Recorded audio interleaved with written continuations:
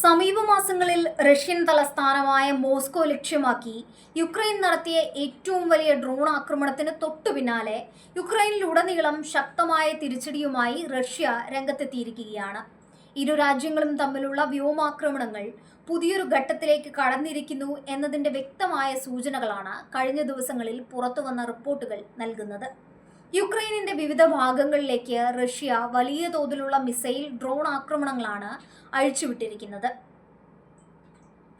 യുക്രൈനിലെ രണ്ടാമത്തെ വലിയ നഗരമായ ഖാർക്കീവിലാണ് റഷ്യൻ സൈന്യം ഇത്തവണ ഏറ്റവും വിനാശകരമായ ആക്രമണം നടത്തിയത്. അത്യാധുനിക ഗൈഡഡ് ഏരിയൽ ബോംബുകൾ ഉപയോഗിച്ചായിരുന്നു റഷ്യ ഖാർക്കീവിനെ ലക്ഷ്യമിട്ടത്. ജനവാസ മേഖലകളിൽ പതിച്ച ഈ ബോംബുകൾ നഗരത്തിൽ വൻ നാശനഷ്ടങ്ങളാണ് വിതച്ചത്. ആക്രമണത്തിൽ ഒരു സാധാരണക്കാരൻ കൊല്ലപ്പെടുകയും നിരവധി പേർക്ക് ഗുരുതരമായി പരിക്കേൽക്കുകയും ചെയ്തതായി യുക്രൈൻ ഔദ്യോഗിക വൃത്തങ്ങൾ സ്ഥിരീകരിച്ചു. ഖാർക്കീവിലെ ഗൊലോനോവ്സ്കി ജില്ലയിലെ റെസിഡൻഷ്യൽ ഏരിയയിലാണ് റഷ്യൻ KAB ഗൈഡഡ് ബോംബുകൾ പതിച്ചത്. സാധാരണക്കാർ താമസിക്കുന്ന ബഹുനില കെട്ടിടങ്ങൾക്കും വീടുകൾക്കും നേരെയായിരുന്നു ഈ ആക്രമണം. ലക്ഷ്യം തെറ്റാതെ പതിക്കുന്ന ഇത്തരം ബോംബുകളുടെ ആഘാതത്തിൽ നിരവധി പാർപ്പിട സമുച്ചയങ്ങൾ പൂർണ്ണമായോ ഭാഗികമായോ തകർന്ന് തരിപ്പണമായി. നഗരത്തിലെ സമാധാനപരമായ അന്തരീക്ഷത്തെ നിമിഷനേരം കൊണ്ടാണ് ഈ ആക്രമണം ഭീതിയിലാഴ്ത്തിയത്. ബോംബാക്രമണത്തെ തുടർന്ന് തകർന്നു വീണ കെട്ടിടങ്ങളുടെ അവശിഷ്ടങ്ങൾക്കിടയിൽ നിരവധി സിവിലിയന്മാർ കുടുങ്ങിക്കിടക്കുന്നതായി യുക്രൈൻ അധികൃതർ വ്യക്തമാക്കി. ദുരന്ത സ്ഥലത്തു നിന്നും രക്ഷാപ്രവർത്തകർ പുറത്തുവിട്ട ദൃശ്യങ്ങൾ യുദ്ധത്തിന്റെ ദയനീയമായ മുഖം വെളിപ്പെടുത്തുന്നതായിരുന്നു.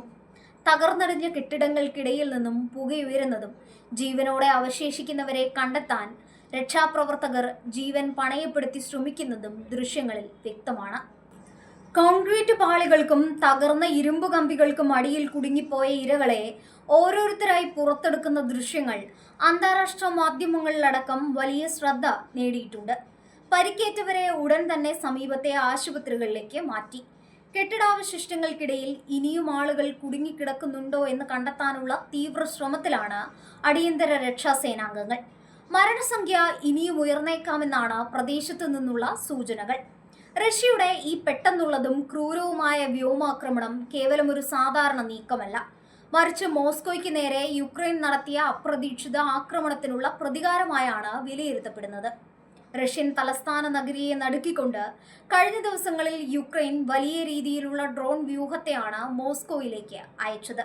യുദ്ധം തുടങ്ങിയതിനു ശേഷം മോസ്കോ നേരിട്ട ഏറ്റവും വലിയ വ്യോമാക്രമണങ്ങളിൽ ഒന്നായിരുന്നു അത്. യുക്രൈന്റെ ഭാഗത്തു നിന്നുണ്ടായ ഈ വലിയ നീക്കം റഷ്യൻ പ്രതിരോധ നിരയെ തെല്ലൊന്നുമല്ല അസ്വസ്ഥമാക്കിയത്. മോസ്കോയിലെ വ്യോമ പ്രതിരോധ സംവിധാനങ്ങൾ പല ഡ്രോണുകളെയും വെടിവെച്ചിട്ടെങ്കിലും റഷ്യയുടെ ഹൃദയഭാഗത്തേക്ക് ആക്രമണം എത്തിക്കാൻ കഴിഞ്ഞത് യുക്രൈന്റെ സൈനിക വീര്യത്തിന് തെളിവായി മാറി. ഇതിന് ഉചിതമായ മറുപടി നൽകുമെന്ന റഷ്യൻ ഭരണകൂടത്തിന്റെ മുന്നറിയിപ്പിന് പിന്നാലെയാണ് ഖാർക്കീവ് ഉൾപ്പെടെയുള്ള നഗരങ്ങളിൽ ബോംബുകൾ വർഷിക്കപ്പെട്ടത്. യുക്രൈൻ അതിർത്തിയോട് ചേർന്ന് കിടക്കുന്ന നഗരമായതുകൊണ്ട് തന്നെ ഖാർക്കീവ് എപ്പോഴും റഷ്യൻ ആക്രമണങ്ങളുടെ പ്രധാന ഇരയാണ്. കഴിഞ്ഞ കുറേ മാസങ്ങളായി റഷ്യൻ സൈന്യം ഖാർക്കീവിനെ ലക്ഷ്യമിട്ട് നിരന്തരം ആക്രമണങ്ങൾ നടത്തുന്നുണ്ട്. എന്നാൽ ഗൈഡഡ് ബോംബുകൾ ഉപയോഗിച്ച് ജനവാസ കേന്ദ്രങ്ങളെ തകർക്കുന്ന പുതിയ തന്ത്രം സാധാരണക്കാരുടെ ജീവിതം കൂടുതൽ ദുസ്സഹമാക്കിയിരിക്കുകയാണ്. ഇരുപക്ഷവും വിട്ടുവീഴ്ചയ്ക്ക് തയ്യാറാകാതെ പരമാവധി നാശനഷ്ടങ്ങൾ വരുത്താനാണ് ശ്രമിക്കുന്നത്. നയതന്ത്ര ചർച്ചകളിലൂടെ പ്രശ്നം പരിഹരിക്കാനുള്ള അന്താരാഷ്ട്ര ശ്രമങ്ങളെല്ലാം നിലവിൽ പരാജയപ്പെട്ടിരിക്കുന്ന അവസ്ഥയിലാണ്. യുക്രൈനിലെ സാധാരണ ജനങ്ങളുടെ ജീവിതം ശീതകാലത്തും വരും ദിവസങ്ങളിലും കൂടുതൽ ദുരിതപൂർണമാകാനാണ് സാധ്യത. റഷ്യയുടെ തുടർച്ചയായ മിസൈൽ ആക്രമണങ്ങൾ കാരണം രാജ്യത്തിന്റെ ഊർജ്ജ മേഖല തകർന്നു കിടക്കുകയാണ്. ഇതിനിടയിലാണ് ജനവാസ കേന്ദ്രങ്ങളെ തകർത്ത് തരിപ്പണമാക്കുന്ന ഇത്തരം ബോംബ് ആക്രമണങ്ങൾ കൂടെ ഉണ്ടാകുന്നത്. ഇത് ജനങ്ങൾക്കിടയിൽ വലിയ മാനസികാഘാതത്തിനും കാരണമാകുന്നുണ്ട്. ഖാർക്കീവിലെ രക്ഷാപ്രവർത്തനം ഇപ്പോഴും തുടരുകയാണ്. ഇനിയും എത്ര പേർ അവശിഷ്ടങ്ങൾക്കിടയിൽ ജീവനോടെ ഉണ്ടാകുമെന്നത് പ്രവചനാതീതമാണ്. യുദ്ധത്തിന്റെ ഈ പുതിയ അധ്യായം ലോകരാജ്യങ്ങൾക്ക് വലിയ ആശങ്കയാണ് സമ്മാനിക്കുന്നത്. വരും ദിവസങ്ങളിൽ ഇരു രാജ്യങ്ങളും തമ്മിലുള്ള വ്യോമാക്രമണങ്ങൾ കൂടുതൽ ശക്തമാകുമെന്നും അത് കൂടുതൽ നിരപരാധികളുടെ ജീവനെടുക്കുമെന്നുമുള്ള രീതിയിലാണ് ലോകം ഉറ്റുനോക്കുന്നത്. KAB ഗൈഡഡ് ബോംബുകൾ സാധാരണ ബോംബുകളെ അപേക്ഷിച്ച് കൂടുതൽ കൃത്യതയുള്ളതും വിനാശകരവുമായ ഒന്നാണ്. വിമാനങ്ങളിൽ നിന്ന് നിശ്ചിത അകലത്തിൽ വെച്ച് പ്രയോഗിക്കാവുന്ന ഇവയെ പ്രതിരോധിക്കുക എന്നത് യുക്രൈൻ വ്യോമ പ്രതിരോധ സേനയ്ക്ക് വലിയ വെല്ലുവിളിയാണ് ഉയർത്തുന്നത്. ഈ ബോംബുകളുടെ ഉപയോഗം യുക്രൈനിലെ അടിസ്ഥാന സൗകര്യങ്ങളെയും പാർപ്പിടങ്ങളെയും പാടെ തകർക്കുക എന്ന ലക്ഷ്യത്തോടെയുള്ളതാണ്. ആക്രമണത്തെ തുടർന്ന് ഖാർക്കീവ് നഗരത്തിൽ വൈദ്യുതി, വായു, ജലവിതരണ സംവിധാനങ്ങൾ പലയിടത്തും തകരാറിലായിട്ടുണ്ട്.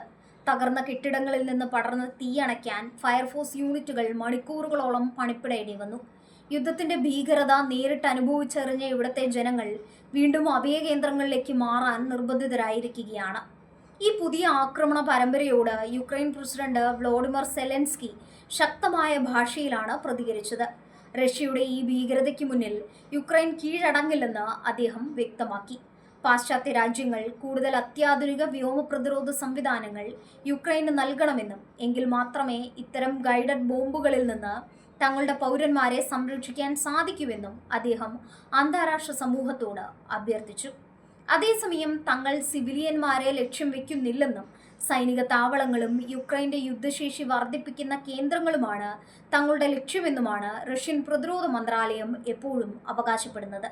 എന്നാൽ ഖാർക്കീവിൽ നിന്നുള്ള ദൃശ്യങ്ങളും റിപ്പോർട്ടുകളും റഷ്യയുടെ ഈ വാദങ്ങളെ പൂർണ്ണമായും തള്ളിക്കളയുന്നതാണ്. സാധാരണക്കാരുടെ ചോര വീഴ്ത്തിക്കൊണ്ടുള്ള ഈ യുദ്ധം അന്താരാഷ്ട്ര നിയമങ്ങളുടെ ലംഘനമാണെന്ന് മനുഷ്യാവകാശ സംഘടനകൾ ചൂണ്ടിക്കാണിക്കുന്നു. മോസ്കോയ്ക്ക് നേരെയുള്ള യുക്രൈന്റെ ആക്രമണവും അതിനു പിന്നാലെയുള്ള റഷ്യയുടെ അതിശക്തമായ തിരിച്ചടിയും സൂചിപ്പിക്കുന്നത് ഈ യുദ്ധം അടുത്തെങ്ങുമൊന്നും അവസാനിക്കില്ല എന്ന് തന്നെയാണ്.